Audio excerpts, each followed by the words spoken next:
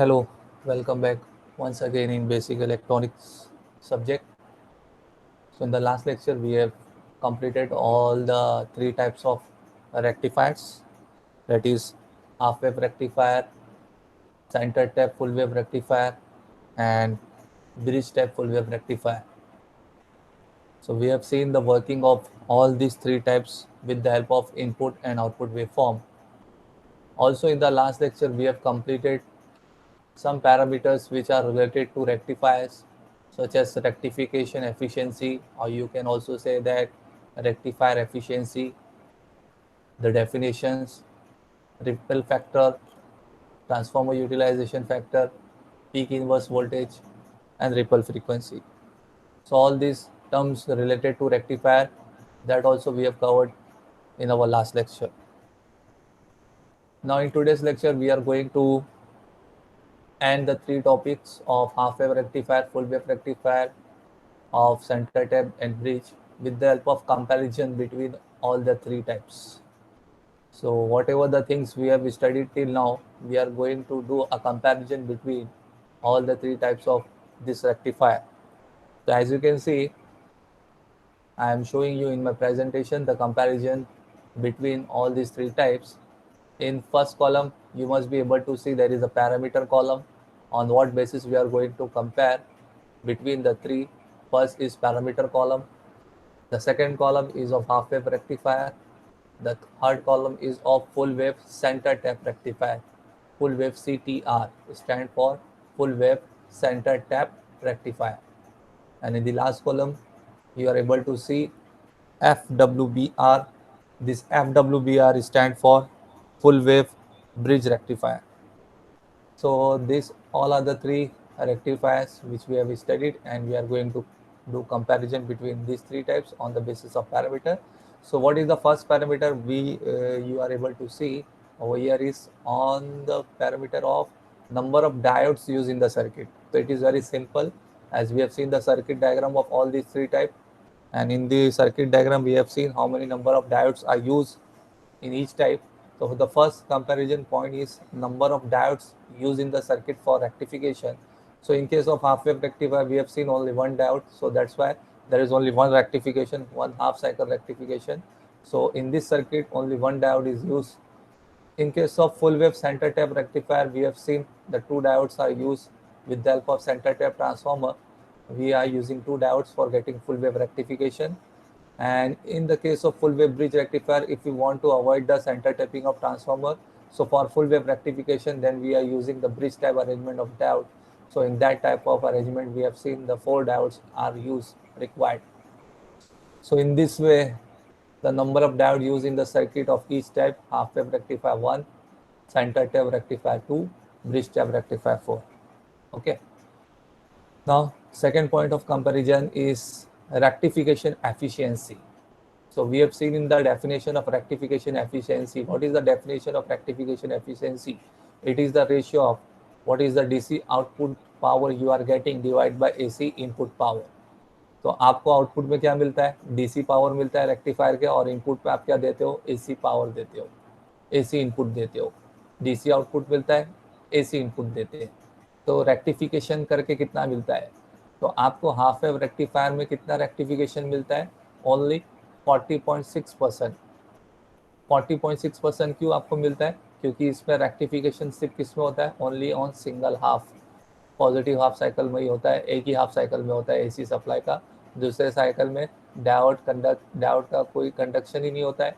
इसके लिए rectification efficiency इसका क्या कम है. तो हाफ वेव रेक्टिफायर का रेक्टिफिकेशन एफिशिएंसी कितना है?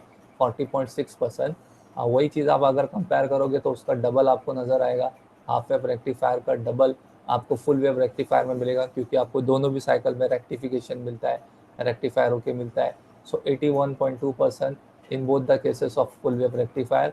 सेंटर टेप रेक्टिफायर में भी उतना ही, और फुल वेव ब्रिज रेक्टिफायर में भी उतना ही. तो रेक्टिफिकेशन एफिशिएंसी कितना मिलता है? हाफ वेव रेक्टिफायर में 40.6%, फुल वेव रेक्टिफायर्स में 81.2%. ये वैल्यूज़ आपको याद रखना बहुत ज़रूरी है. ये वैल्यूज़ लिखना है यहाँ पे, आपको लो हाई हाई नहीं चलने वाला है. You have to remember these values of rectification, and you have to write these values only in comparison. तो हाफ वेव रेक्टिफायर में 40.6, फुल वेव रेक्टिफायर में 81.2% होता है। थर्ड पॉइंट जो है वो आपका पैरामीटर से ही रिलेटेड है, ट्रांसफॉर्मर यूटिलाइजेशन फैक्टर, जो हम लोग ने लास्ट लेक्चर में इसकी डेफिनेशन पढ़े थे। इसकी डेफिनेशन में ये दिया था कि how well the transformer is utilize for conversion. तो आपका जो ट्रांसफॉर्मर रेक्टिफायर में यूज़ हो रहा है वो कितना अच्छी तरीके से यूटिलाइज हो रहा है। और इसका हम लोग ने डेफिनेशन भी देखे थे, रेशियो भी देखे थे कि ट्रांसफॉर्मर यूटिलाइजेशन का रेशियो क्या है, DC output power upon AC power rating of the transformer. तो ये डीसी आउटपुट पावर कितना मिल रहा है रेक्टिफायर से, और अपॉन में what is the actual power rating of the transformer, AC power rating of the transformer। तो ये रेशियो करके आपको मालूम पड़ेगा कि आपका ट्रांसफॉर्मर कितना अच्छा यूटिलाइज हुआ कन्वर्जन करने में। तो एज पर द रेटिंग के हिसाब से कितना डीसी आउटपुट पावर मिल रहा है आपको, जनरेट होके मिल रहा है, तो वो आपको क्या दिखाएगा, ट्रांसफॉर्मर यूटिलाइजेशन फैक्टर दिखाएगा। तो for half wave rectifier transformer utilization factor is 28.7%, और अगर आप इसको डेसिमल वैल्यू में बताना चाहोगे तो डेसिमल वैल्यू में 0.287 ये हाफ वेव रेक्टिफायर का है। और इसी तरीके से centre tap full wave rectifier का जो ट्रांसफॉर्मर यूटिलाइजेशन फैक्टर है वो कितना है, 69.3%, और इन डेसिमल वैल्यू 0.693। लास्ट जो आपका फुल वेव ब्रिज रेक्टिफायर में, इसमें आपका सबसे बेस्ट यूटिलाइजेशन होता है आपके ट्रांसफॉर्मर का, जिसका वैल्यू आपको दिया हुआ है 81.2%, और you can also say that 0.812। तो ये वैल्यूज़ याद रखना बहुत ज़रूरी है। हाफ वेव रेक्टिफायर का TUF 28.7%, सेंटर टैप का 69.3%, और ब्रिज टैप का 81.2%। फोर्थ कंपैरिजन में आपका आता है रिपल फैक्टर। तो what is ripple factor, ripple factor का भी डेफिनेशन हम लोग ने देखे थे। ये आपको क्या बताता है कि कितना अमाउंट ऑफ एसी कंपोनेंट आपके डीसी आउटपुट में प्रेजेंट है। The factor which tell us how much amount of AC component is still present in your rectified DC output। तो rectified DC output में अभी भी जो amount of AC component present है वो मेजर करने का नाम क्या है, रिपल फैक्टर। तो रिपल फैक्टर का भी रेशियो लास्ट लेक्चर में हम लोग ने डेफिनेशन देखे थे। What is the ratio of ripple factor, RMS value of the AC component, यानी RMS value of the AC component of the output. तो आउटपुट में अभी भी root mean square value of the AC component कितना है upon DC और average value of the output.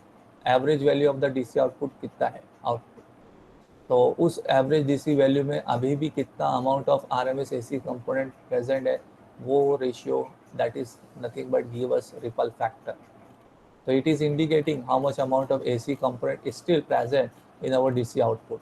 तो ये वो फैक्टर है जो हमको अभी भी बताता है कि कितना अमाउंट ऑफ एसी कंपोनेंट अभी भी प्रेजेंट है हमारे डीसी आउटपुट में। तो यहाँ पे आपके सामने दिख रहा है ripple factor in case of half wave rectifier it is 1.21 which is very very more, और यू कैन से दैट 121%, यानी कम नहीं होता है, स्टिल इसमें बहुत प्रेजेंट होता है। So 121% AC component ripples is still present in your half wave rectifier. तो it is very very poor in case of rectification purpose. तो 1.21 और 121%। फिर इसके बाद आप दूसरे में देखोगे सेंटर टैप फुल वेव में ब्रिज में, तो आपको वैल्यू रिड्यूस होता हुआ दिखाई देगा 0.482 और 48.2%, क्योंकि यहाँ पे रेक्टिफिकेशन बढ़ गया है। तो एसी कंपोनेंट भी क्या हो जाएगा, कम हो जाएगा। यहाँ पे एसी कंपोनेंट सबसे ज़्यादा है, उल्टा और ज़्यादा है, 121% दिखा रहा है, और यहाँ पे 48.2%, 48.2%। तो ripple factor still is very very more in half wave rectifier, but in case of full wave rectifier it is reduced very much, so 48.2%, 48.2%। But फिर भी 48.2% प्रेजेंट है ऐसी कंपोनेंट। फिर उसको भी कैसे रिमूव किया जाएगा वो सब आगे की स्टडी है, आगे हम लोग पढ़ने वाले हैं। Now fifth parameter for comparison is peak inverse voltage, PIV। तो ये पीक इनवर्स वोल्टेज की डेफिनेशन के बारे में मैंने क्या बताया था, ये वो voltage across the diode measure होता है जहाँ डायोड आपका रिवर्स बायस होता है। तो जो डायोड आपका रिवर्स बायस होता है, नॉन कंडक्टिंग मोड में होता है, उस डायोड के अक्रॉस में जो पीक वोल्टेज है, मैक्सिमम वोल्टेज है, उस डायोड के अक्रॉस में जो मैक्सिमम वोल्टेज है उसको बोलते हैं पीक इनवर्स वोल्टेज।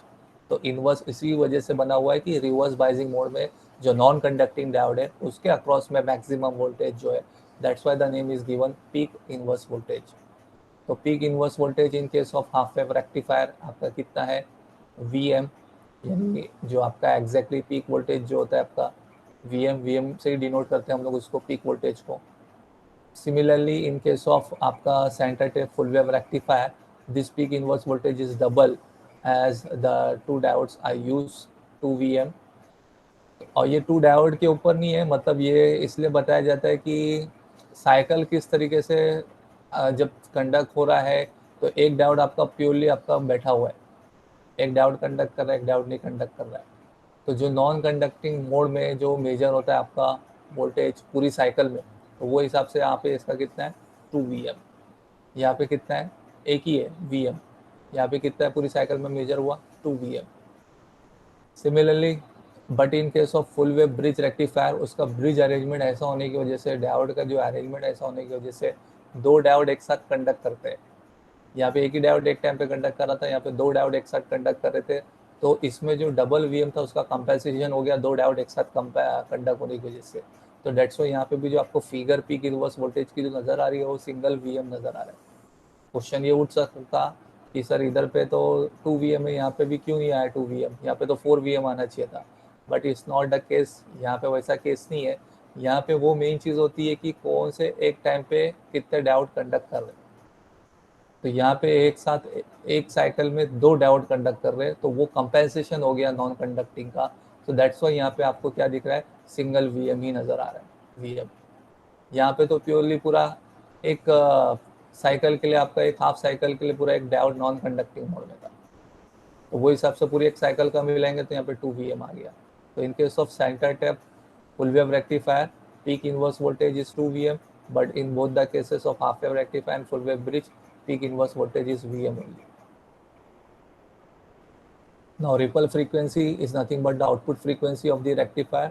तो output frequency of the rectifier यहाँ पे कितना है 50 Hz, जो exactly input है जो मैंने बताया था, F out is equals to F in। तो AC सप्लाई जो हम लोग देते हैं वो 230 वोल्ट 50 Hz सप्लाई देते हैं नेचर का। तो इनपुट फ्रीक्वेंसी कितनी है 50 Hz, तो रेक्टिफायर में same output frequency exactly same as input frequency.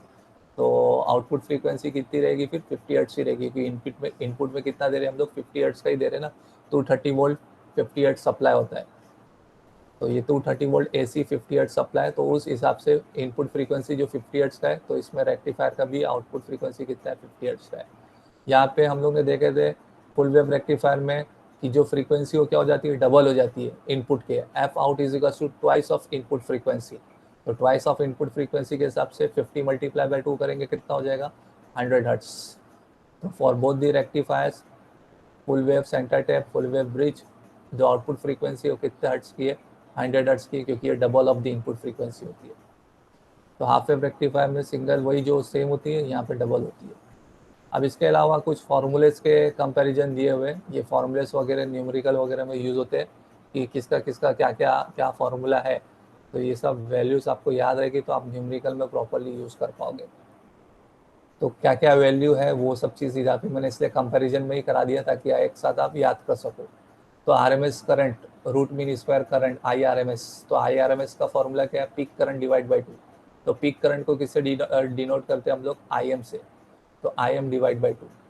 In case of full wave rectifier it is divide by √2 70%। यहाँ पे हाफ वेव रेक्टिफायर में खाली डिवाइड बाय 2 था, but in case of full wave rectifier you have to remember divide by √2 है। √2 means 70% of the peak voltage is known as RMS।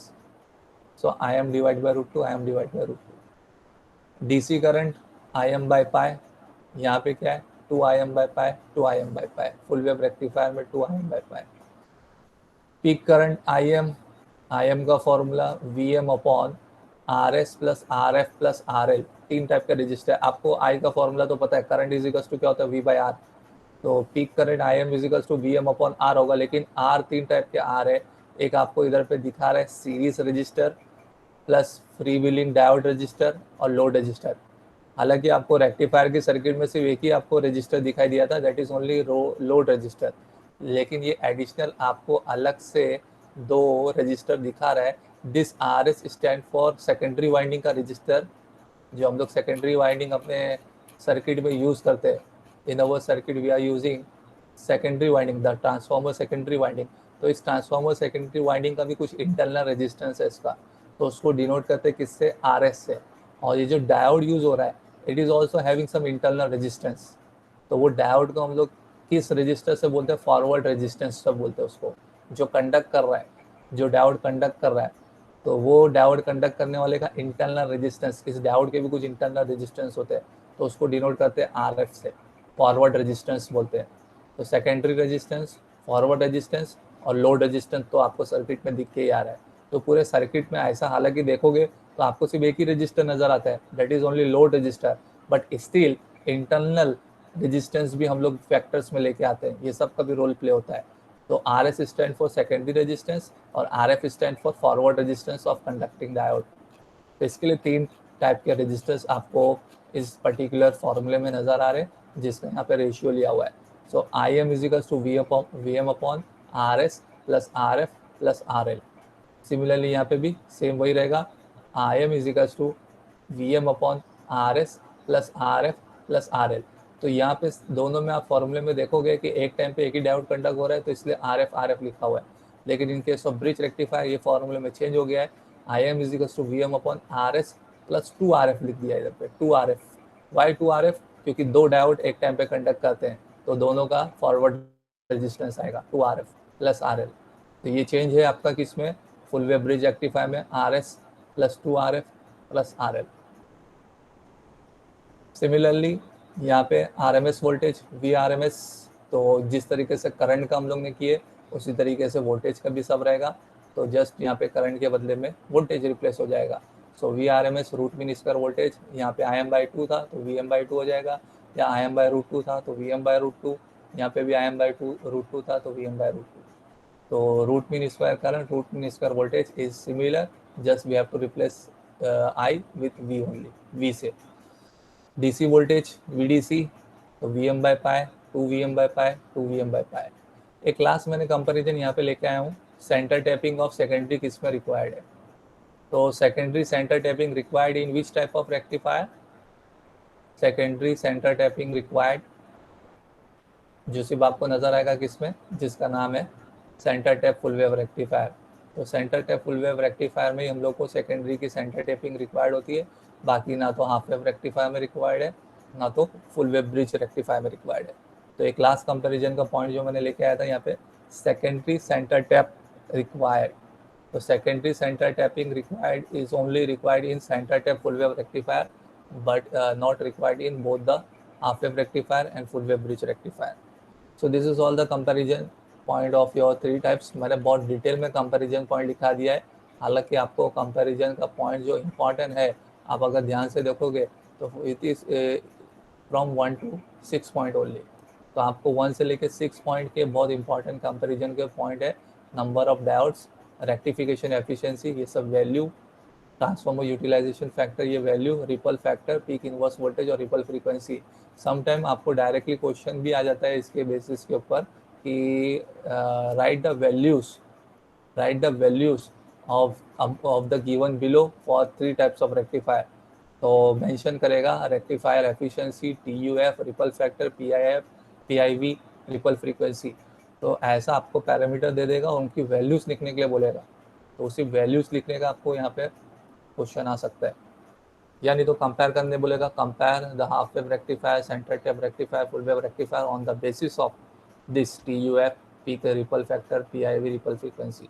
तो from point number 1 to 6 is very important for the comparison और for the question also, क्योंकि directly question भी आ सकता है आपको इस बेसिस के ऊपर कि क्या है हाफ वेव रेक्टिफायर में रेक्टिफिकेशन एफिशिएंसी कितना है, फुल वेव रेक्टिफायर में ट्रांसफॉर्मर यूटिलाइजेशन फैक्टर कितना है, रिपल फैक्टर और फुल वेव ब्रिज रेक्टिफायर कितना है, what is the ripple frequency of full wave center tap rectifier.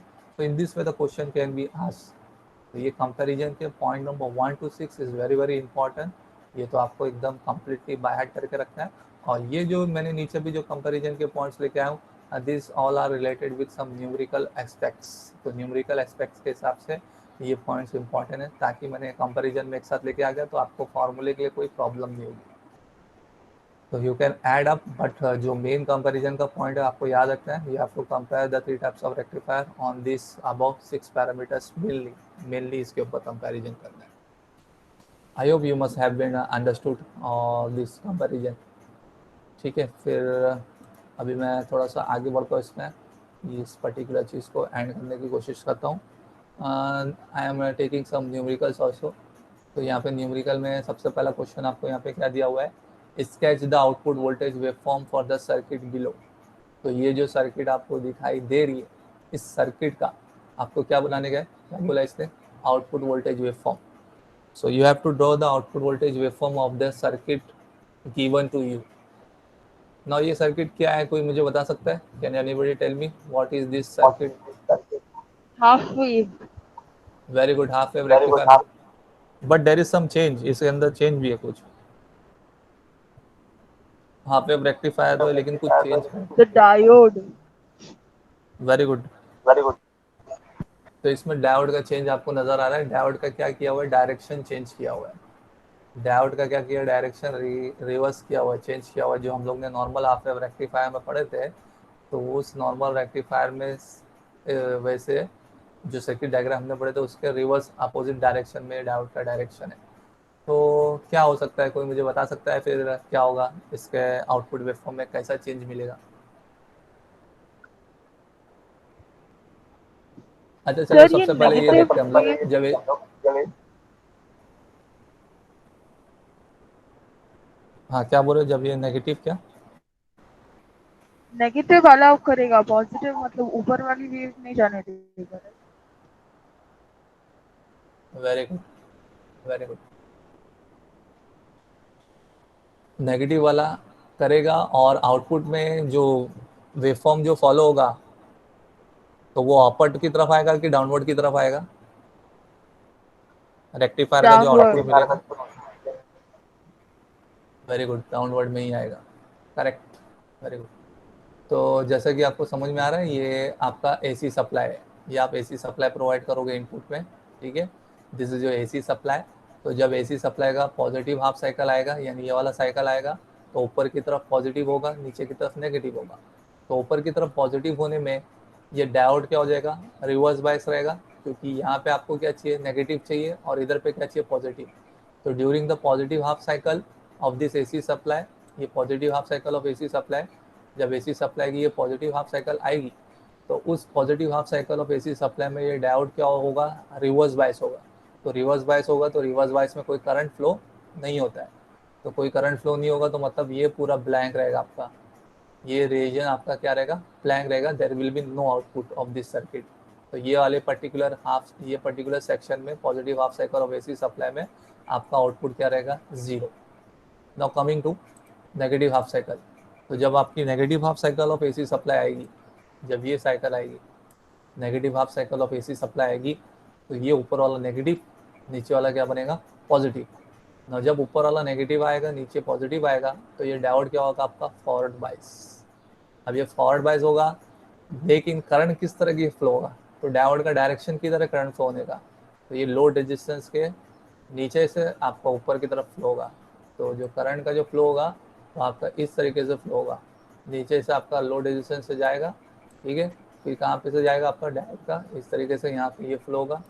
So in this fashion, तो जो आपका जिस तरीके से जो साइकिल आपका चल रहा है, नेगेटिव हाफ साइकिल, वही आपके साइकिल के हिसाब से आपको रेक्टिफायर मिलेगा। तो ये जो आपको आउटपुट दिखा, now you are able to see this output waveform. तो ये केस में डायोड क्या है आपका, ऑफ है। ये केस में आपका डायोड क्या है आपका, ऑन है। और जो आउटपुट भी मिल रहा है रेक्टिफायर का, आपको नीचे डाउनवर्ड डायरेक्शन में ही मिल रहा है, क्योंकि जो डायरेक्शन में करंट फ्लो हो रहा है, वही डायरेक्शन में आपको इधर पे कंडक्शन मिल रहा है। Okay, so diode is conducting in the reverse direction only. Current flow जो हो रहा है वही डायरेक्शन में फ्लो हो रहा है। तो दैट्स वाई इधर पे आपका दिखा हुआ है -Vm। तो नेगेटिव हाफ साइकिल में करंट फ्लो हो रहा है आपका in the opposite direction, in the same direction of negative half cycle. तो ये आपका नेगेटिव हाफ साइकिल का रेक्टिफिकेशन मिलेगा इस तरीके से। पॉजिटिव हाफ साइकिल में फिर से diode off, negative half cycle में फिर से डायोड कंडक्ट करेगा, and you will get the rectification. तो इन दिस वे ये क्वेश्चन ऐसा भी पूछता है, आपको ट्रिकी करता है थोड़ा सा चेंज करके। It is very good thing, you have to understood properly. आपको प्रॉपरली अंडरस्टूड करना है कि किस तरीके से डायोड का डायरेक्शन है, तो कौन से डायरेक्शन में आपका करंट फ्लो होने वाला है, क्या आने वाला है। तो depending upon seeing the waveform, you must be able to draw the input and output waveform. तो हम लोग को सर्किट डायग्राम दिया था, हमने इनपुट और आउटपुट वेवफॉर्म बनाया, ये इसका आंसर था। तो इनपुट वेवफॉर्म में आपने एसी सप्लाई पूरा बनाया, और आउटपुट वेवफॉर्म में जब डायोड ऑफ था आउटपुट वोल्टेज 0, जब डायोड ऑन था तो कौन से डायरेक्शन में रेक्टिफिकेशन मिल रहा है, नेगेटिव हाफ में ही आपको रेक्टिफिकेशन मिल रहा है। फिर पॉजिटिव हाफ आई, डायोड ऑफ, कोई कंडक्शन नहीं, आउटपुट 0। फिर जब नेगेटिव हाफ आई, diode conduct, same in the negative half portion conduct.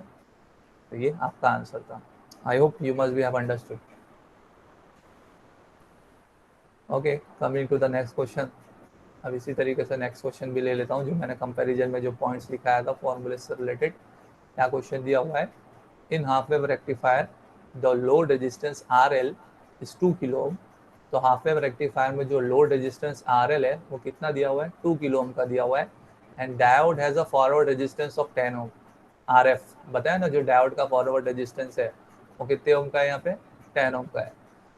The voltage across secondary winding is 15 VRMS। और सेकेंडरी वाइंडिंग का जो वोल्टेज है रूट मीन स्क्वायर में दिया हुआ है, VRMS कितना वोल्ट का दिया हुआ है, 15 वोल्ट का दिया हुआ है। अब फाइंड आपको क्या करना है, peak value of the current IM, DC value of the current IDC, DC voltage across the load VLDC, and ripple factor. तो सबसे पहले आप कभी भी ना जो गिवन दिया हुआ है वो लिख लिया करो। तो गिवन में आपके पास RL 2 किलो ओम का दिया हुआ है, RF 10 ओम का दिया हुआ है, and VSRMS stand for secondary root mean square voltage 15 volt. अब पहले हम लोग को कैलकुलेट करने के लिए क्या बोला उसने, peak value of the current IM। तो IM का फॉर्मूला अभी देखा था, कौन सा टाइप का रेक्टिफायर है ये, हाफ वेव रेक्टिफायर। तो हाफ वेव रेक्टिफायर में हम लोग ने अभी पीक करंट का फॉर्मूला क्या देखे थे, VM upon RS plus RF plus RL। ठीक है, तो VM का IM is equal to VM upon RS plus RF plus RL। तो अब ये दो चीज़ तो दी हुई है, RL दिया हुआ है, डायोड का फॉरवर्ड रेजिस्टेंस दिया हुआ है, सेकेंडरी नहीं दिया हुआ है तो जीरो पकड़ेंगे उसको, कोई टेंशन नहीं, उसको जीरो कंसीडर कर लेंगे। जो चीज़ दी हुई उसको पुट करेंगे, जो चीज़ नहीं दी हुई इज जीरो। लेकिन VM मालूम करना पड़ेगा, पीक वोल्टेज VM मालूम करना पड़ेगा। तो पीक वोल्टेज VM किससे मालूम करेंगे, VSRMS इज इक्वल टू, तो रूट मीन स्क्वायर वोल्टेज जो होता है वो आपको पता है, it is VM divide by √2।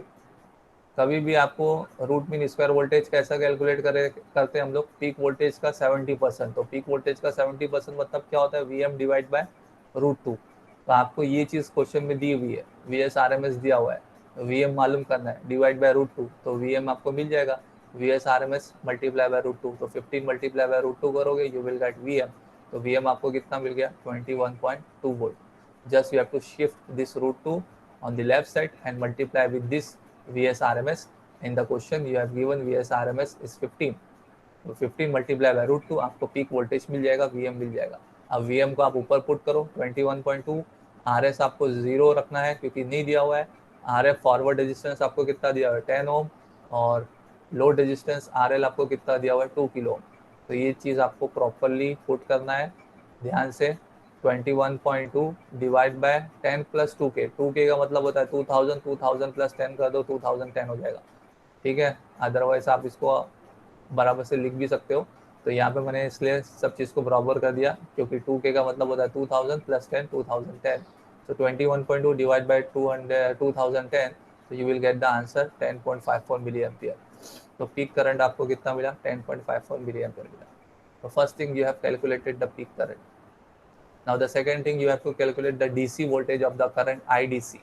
तो IDC का फॉर्मूला हम लोग ने क्या देखे थे, IM by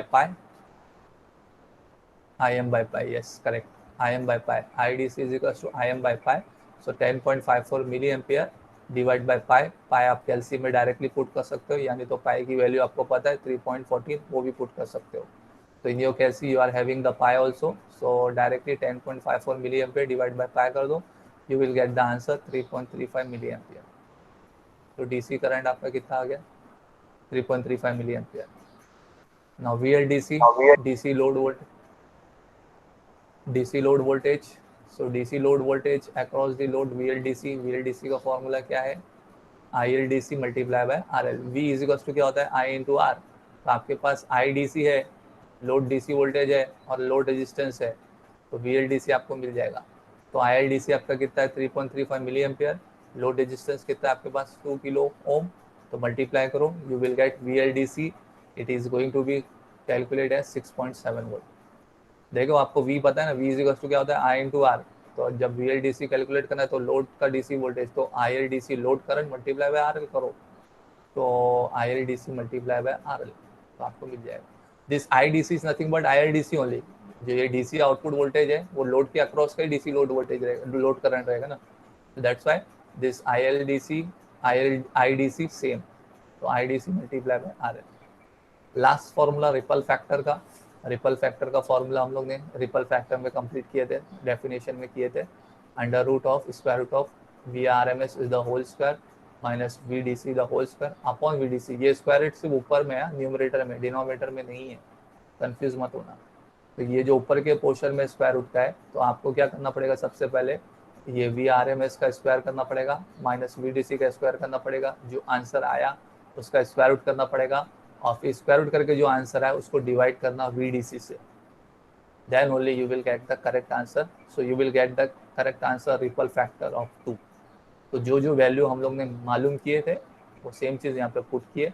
VIS RMS आपको मालूम है, जो दिया हुआ है आपको, इट इज़ 15 दिया हुआ था आपको, 15 डिवाइड बाय √2, सॉरी ये VM बाय √2 किया, आप डायरेक्टली पुट भी कर सकते हो, आपको दिया हुआ है आंसर में VIS RMS कितना दिया हुआ है, 15 अपॉन 15 दिया हुआ है ना, तो 15 आप डायरेक्टली पुट कर सकते हैं यहाँ पे, 15 the whole square minus VDC आपका कितना है यहाँ पे 6.7 the whole square.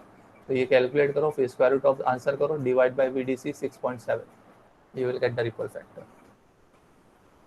I hope you must be have understood. ये इसी तरीके से सब न्यूमेरिकल्स वगैरह है, आसान न्यूमेरिकल को भी लिया हूँ। एक ये आसान न्यूमेरिकल आपका क्या है, the input AC power to half wave rectifier is 140 volt. तो AC अपना हाफ वेव रेक्टिफायर में AC इनपुट पावर कितना है 140 वाट का है, and DC power output 60 watt, और आपको DC पावर आउटपुट कितना मिल रहा है 60 वाट का मिल रहा है। Calculate the efficiency of rectification, तो एफिशिएंसी ऑफ रेक्टिफिकेशन कैलकुलेट करने बोला है। तो रेक्टिफिकेशन एफिशिएंसी का फॉर्मूला बहुत सिंपल सा formula, DC output power upon AC input power, output में कितना DC मिला अपॉन में AC इनपुट पावर कितना दिया जा रहा था, that is nothing but rectifier efficiency. तो DC आउटपुट पावर आपको 60 वाट का मिला है, AC इनपुट पावर आप 140 वाट का दे रहे हो, 60 डिवाइड बाय 140 कर लो, you will get the answer 0.428। अगर उसको आपको परसेंटेज में निकालना है एफिशिएंसी, तो आपको किससे मल्टीप्लाई करना पड़ेगा उसको 100 से। आंसर आपका इधर पे आ गया, जब आप डिवाइड कर लोगे तो आपको 0.428 मिल जाएगा, लेकिन इन टर्म्स ऑफ परसेंटेज में हम लोग हमेशा इंडिकेट करते हैं एफिशिएंसी को, तो इसके लिए उसको किससे मल्टीप्लाई करेंगे, मल्टीप्लाई बाय 100। तो in terms of percentage rectification efficiency आपका कितना आएगा 42.8% मिलेगा। बाकी और भी देखो, ये सारे न्यूमेरिकल्स वगैरह और भी मैंने यहाँ पे रखा हूँ, तो आप देखोगे मेरे नोट्स को मैं आपको शेयर कर दूंगा, यू विल अंडरस्टूड। खाली एक चीज़ यहाँ पे समझा देता हूँ कि यहाँ पे कभी एक क्वेश्चन है in form of secondary voltage के फॉर्म में दिया हुआ, इक्वेशन के फॉर्म में दिया हुआ है।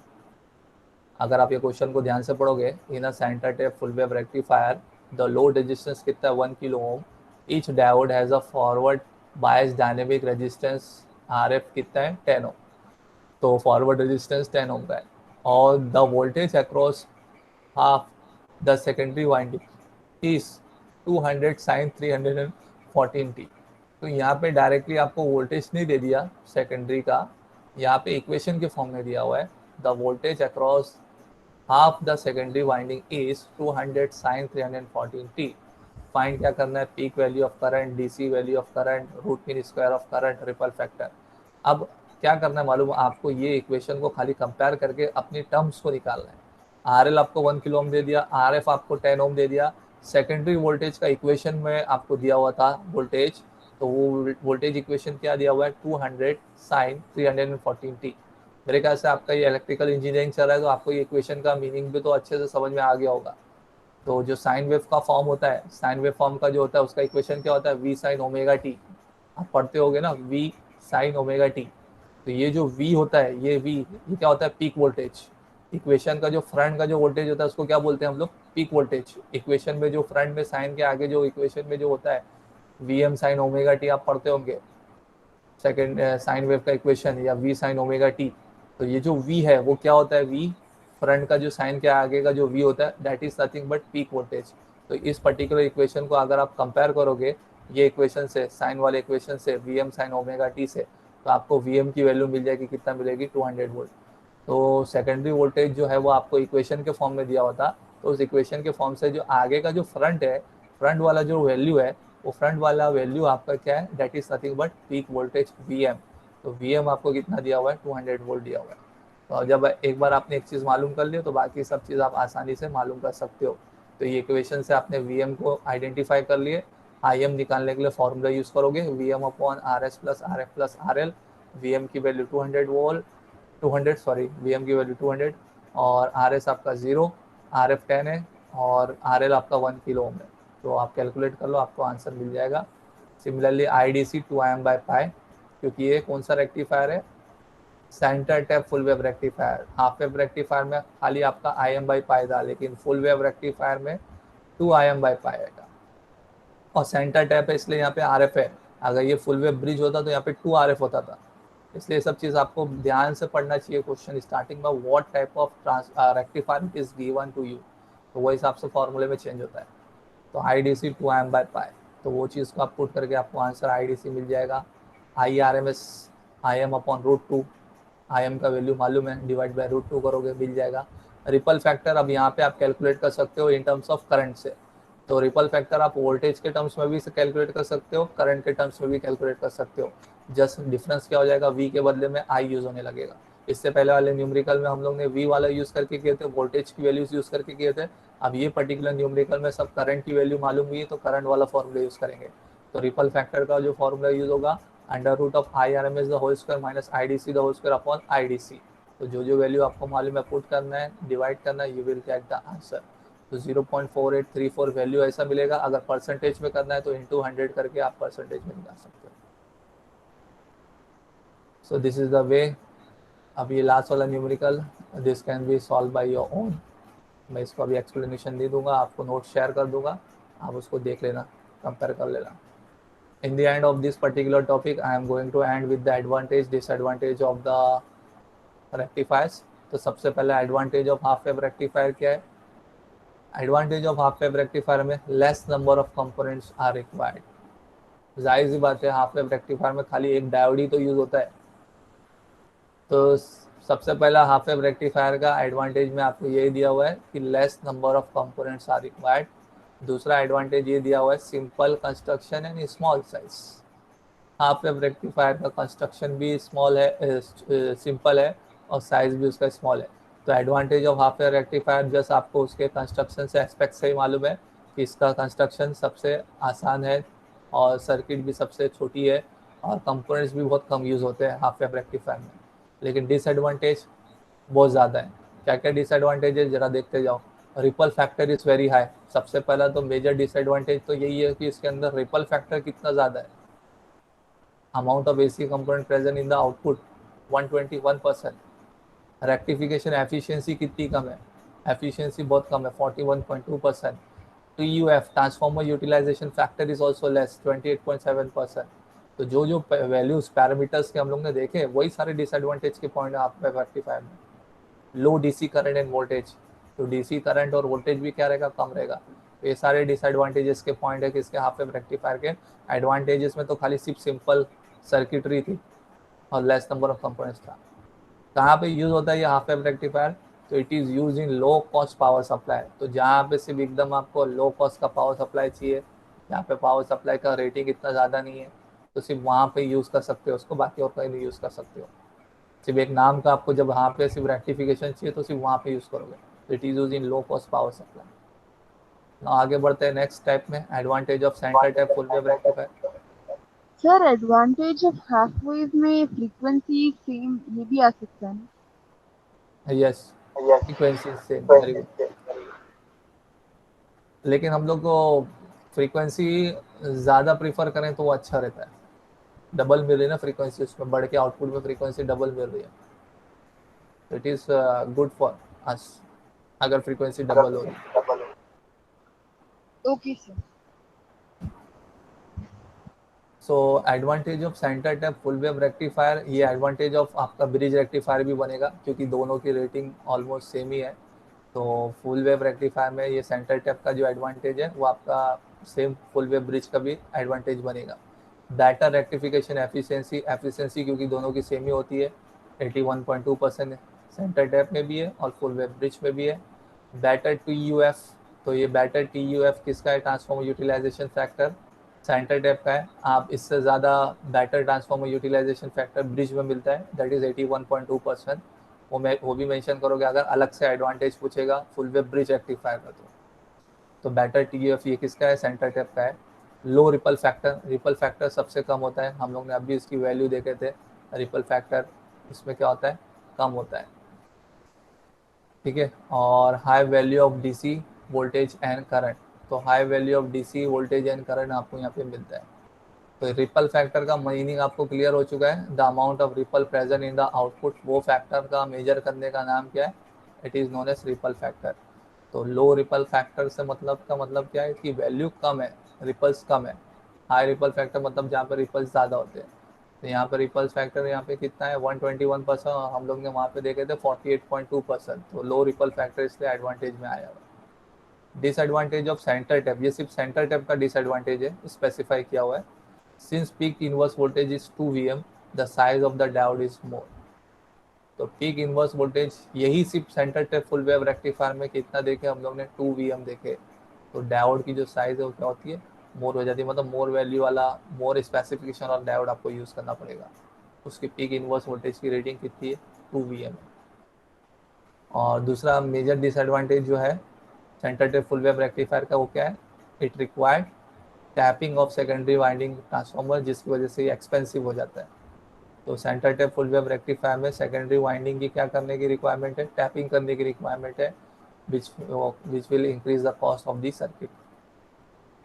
Application of center tap full wave rectifier, laboratories, power supply, high current power supply. Laboratory वगैरह में यूज़ होता है पावर सप्लाई, लेबोरेटरी में हाई करंट पावर सप्लाई भी यूज होता है। यहाँ पे अलग से देखो डिसएडवांटेज लेके आ गया, क्योंकि एडवांटेज के पॉइंट में आप ब्रिज फुल वेव रेक्टिफायर में भी यही सब चीज़ गिना सकते हो। रेक्टिफिकेशन एफिशिएंसी उतनी है, ट्रांसफॉर्मर यूटिलाइजेशन फैक्टर तो उसका और ज़्यादा होता है 81.2, रिपल फैक्टर भी उतना ही है, कम होता है, और high value of DC voltage and current. तो ये एडवांटेज आपका फुल वेव ब्रिज रेक्टिफायर का भी बनेगा। लेकिन अलग से जो डिसएडवांटेज है वो स्पेसिफाई किया हुआ है यहाँ पे, disadvantage of bridge type full wave rectifier, the number of diode required is more.